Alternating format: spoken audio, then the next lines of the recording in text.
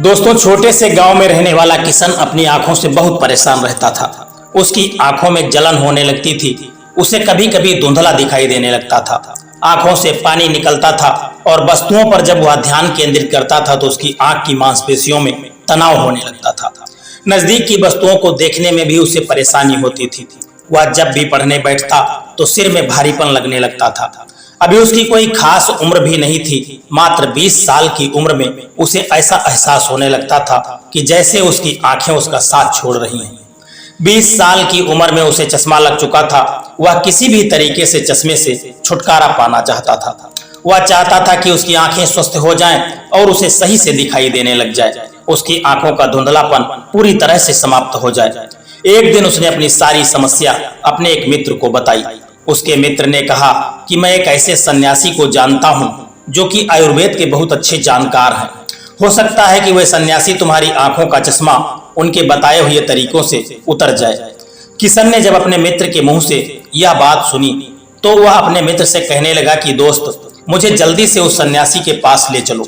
मैं उनके पास जाना चाहता हूं और उन्हें अपनी समस्याओं से अवगत कराना चाहता हूं। दोस्तों, जैसे ही सुबह हुई, किशन अपने मित्र को लेकर के उस सन्यासी के पास पहुंच गए। उन दोनों ने सन्यासी के पास पहुंचकर सन्यासी को प्रणाम किया तो सन्यासी ने दोनों को बैठने के लिए कहा और सामने पड़े हुए आसन पर इशारा करते हुए किशन और उसका मित्र दोनों सन्यासी के सामने आसन पर बैठ गए। कुछ देर तक तो सन्यासी मौन बैठे रहे और किशन और उसका मित्र भी मौन बैठा रहा।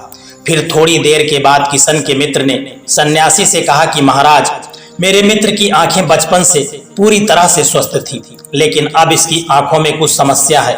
अभी इतनी कम उम्र में ही इनको चश्मा लगने लगा है। सन्यासी ने कहा, वह तो मैं देख रहा हूं बेटा। क्या बात है तुम्हें आंखों से?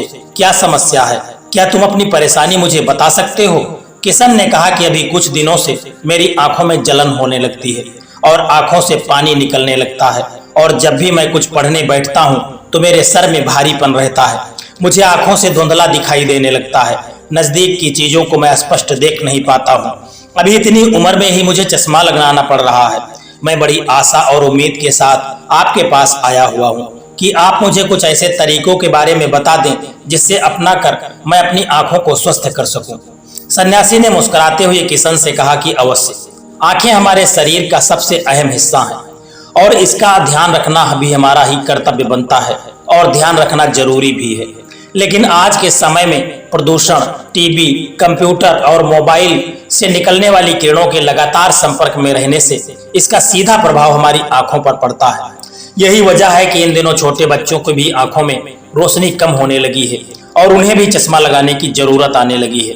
अगर आप भी चाहते हैं कि आपकी आंखों की रोशनी कम न हो और चश्मे को हमेशा के लिए आप बाइकाट करना चाहते हैं, तो आज मैं तुम्हें आयुर्वेद के ऐसे 11 नियमों के बारे में बताऊंगा जिनको यदि कोई भी व्यक्ति अपने जीवन में लागू कर ले तो 100% उसकी आंखों से चश्मा उतर जाएगा और इसकी आंखें पूर्ण रूप से स्वस्थ हो जाएंगी।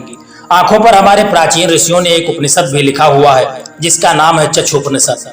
आज मैं उन्हीं में से तुमको ऐसे 11 नियम बताने जा रहा हूं। उनको बड़े ध्यान से सुनना और फिर इन पर अमल करना। तुम्हारी आंखें पूर्ण रूप से स्वस्थ हो जाएंगी। कुछ ही हफ्तों में तुम्हें अपनी आंखों की रोशनी में एक आश्चर्यजनक परिवर्तन दिखाई देने लगेगा और जो भी व्यक्ति लंबे समय तक इन नियमों का पालन करेगा तो उसकी आंखों की सभी बीमारियां जड़ से समाप्त हो जाएंगी। आंखों को स्वस्थ बनाने के लिए आयुर्वेद का सबसे पहला नियम है कि सुबह उठकर मुंह की लार से आंखों में काजल की तरह उसको लगाना। मुंह की लार में वो सभी 18 सूक्ष्म पोषक तत्व माइक्रो न्यूट्रिएंट्स होते हैं जो सिर्फ मिट्टी में होते हैं। इसके अलावा ये सूत्र आयुर्वेद के शास्त्रों में भी वर्णित किए गए हैं। इस बात का खास ध्यान रखें कि मुंह की लार किस समय डालनी है और कैसे लगाना है, तभी आपको पूरा फायदा मिलेगा। सही तरीका है कि जब आप सुबह उठिए और पेशाब करके आप अच्छे से अपने हाथ को धो लीजिए। उसके बाद स्वच्छ कपड़े से हाथ को साफ करके बासी मुंह से लार निकालकर दोनों आंखों में डाल लीजिए। आप चाहें तो उसे अपनी हथेली पर लेकर जिस तरह से अंगुली से काजल डालते हैं उसी तरह से भी आंखों में डाल सकते हैं। इसके अलावा आप सुबह उठते ही मुंह धोने के बाद भी लार डाल सकते हैं। इसमें थोड़ा अच्छा महसूस होगा। ज्यादातर लोग क्या गलती करते हैं कि जब वह सुबह उठते हैं तो पहले कुल्ला कर लेते हैं और उसके बाद लार को डालते हैं, जो कि इसमें से कोई लाभ नहीं मिलता। बासी मुंह की डाली हुई लार ही औषधि का काम करती है। आयुर्वेद का दूसरा नियम है कि सुबह उठकर नंगे पैर घास पर चलना। हरी घास पर चलना स्वास्थ्य के लिए काफी लाभदायक होता है। हरी घास आपको बगीचे आदि में आसानी से मिल जाएगी। आपको हरी घास पर नंगे पैर प्रतिदिन चलना चाहिए। लंबे समय तक ऐसा करने से आपकी आंखों की रोशनी बढ़ने लगती है और चश्मा उतर जाता है। आयुर्वेद का तीसरा नियम है आंखों की कसरत करना। दिन भर के काम के बाद अक्सर हमारी आंखें थक जाती हैं, खास करके ऐसे समय में जब हम दिन भर कंप्यूटर और मोबाइल और इलेक्ट्रॉनिक गैजेट के साथ लगे हुए होते हैं। ऐसे में आंखों के लिए आंखों की एक्सरसाइज काफी मददगार होती है। आंखों को ऊपर नीचे घुमाना, आंखों को लगातार ऊपर नीचे डाउन अप करने से आंखों को मूवमेंट कराने से बेहतर होता है और आंखों की रोशनी में भी सुधार की संभावना बढ़ती है। आंखों को दाएं बाएं घुमाना, आंखों को लगातार दाएं बाएं घुमाने से भी आंखों के मूवमेंट बेहतर होता है और आई साइड में सुधार की संभावना बढ़ती है। आंखों को गोल गोल घुमाने से आंखों के अंदर की मांसपेशियों में ब्लड का सर्कुलेशन ठीक तरह से होने लगता है और आंखों की रोशनी में सुधार होता है और कुछ दिनों के बाद चश्मा उतर जाता है। आयुर्वेद का चौथा नियम है कि आंखों की साफ सफाई ठीक ढंग से करना। अक्सर हमारी आंखों में धूल और गंदगी जमा हो जाती है। ऐसे में यदि सुबह उठकर आंखों में पानी की छींटें मारी जाती हैं तो आंखों में जमा धूल और गंदगी बाहर निकल जाती है। ऐसा करने के लिए सबसे पहले अपने मुंह में पानी भर लें और उसके बाद अपने हाथ में पानी लेकर आंखों पर धीरे धीरे पानी की छींटें मारना शुरू करें। छींटें इतनी तेज न मारें कि आपकी आंखें लाल हो जाएं। ऐसा करने से आंखों में जमा छोटी से छोटी गंदगी भी आपकी आंखों से बाहर निकल जाती है। अक्सर हमारी आंखों में कई बीमारियां केवल आंखों में जमा धूल व गंदगी के कारण ही होती हैं। आयुर्वेद का पांचवा नियम है आंखों के तनाव को दूर करना। आंखों के तनाव को दूर करने के लिए सबसे पहले अपनी दोनों हथेलियों को आपस में रगड़ना शुरू करें। जब आपकी हथेलियां गर्म हो जाएं तो आराम से अपनी आंखों के ऊपर अपनी दोनों हथेलियों को रखें। ऐसा करने से आपकी आंखों का तनाव पूरी तरह से दूर हो जाता है और आंखें स्वस्थ होने लगती हैं। आयुर्वेद का छठा नियम है पैर के तलवों में सरसों के तेल की मालिश करना। शाम को सोने से पहले पैर के तलवों में सरसों के तेल की मालिश करने से आंखों की रोशनी बढ़ती है और आंखें स्वस्थ होती हैं। आयुर्वेद का सातवां नियम है पलकें झपकाना।